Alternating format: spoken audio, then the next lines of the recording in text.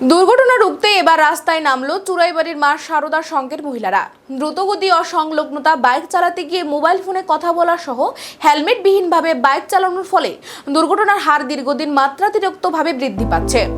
ইদানিংকালে রাজ্যের মধ্যে বিশেষ করে উত্তর জেলার এর প্রভাব অত্যাধিক বৃদ্ধি পাচ্ছে। তাই বাইক ও গাড়ি চালকদের সতর্ক করতেই শারদা সংঘ এই সচেতনতামূলক কর্মসূচি হাতে নিয়েছে। বুধবার চুরাইবাড়ির মাতাত বিশেশ্বরী সেবাশ্রমের সম্মুখে কদমতলা চুরাইবাড়ির মূল সড়কের উপর তাদের এই কর্মসূচি অনুষ্ঠিত হয়। এই সমাজসেবামূলক কাজের নেতৃত্বে ছিলেন শারদা সংঘের উপদেষ্টা মুক্তা দে। তিনি জানান, 40 জন সদস্য বিশিষ্ট এই শারদা সংঘের পথ চলা শুরু হয় গত বছরের 15 ফেব্রুয়ারি। এরপর থেকে এই সংঘ বিভিন্ন জনকল্যাণ ও সমাজসেবামূলক কাজ করে চলেছে। আর এরই অঙ্গ হিসেবে এই দিনের এই সড়ক সুরক্ষা কর্মসূচি হাতে নেওয়া হয়েছে।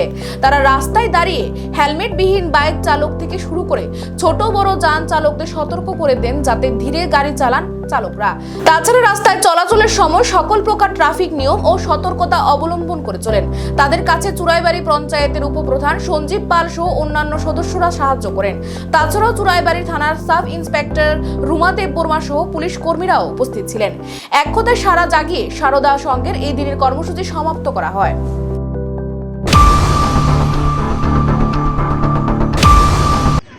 চুরাইবাড়ি শারদা সংঘ থেকে আমাদের এই প্রোগ্রামটা সড়ক সুরক্ষা ও সচেতনতা, তার উপরে প্রোগ্রামটা। এই প্রোগ্রামটার একটাই কারণ হলো, আমরা যে সংঘটা করছি জগৎজননী মা শারদার নামে সংঘটা। মা শারদা প্রতি মুহূর্তে প্রত্যেক সন্তানের জন্য অপেক্ষিত থাকেন যাতে ওনার সন্তানগুলি ঘরে ফিরে।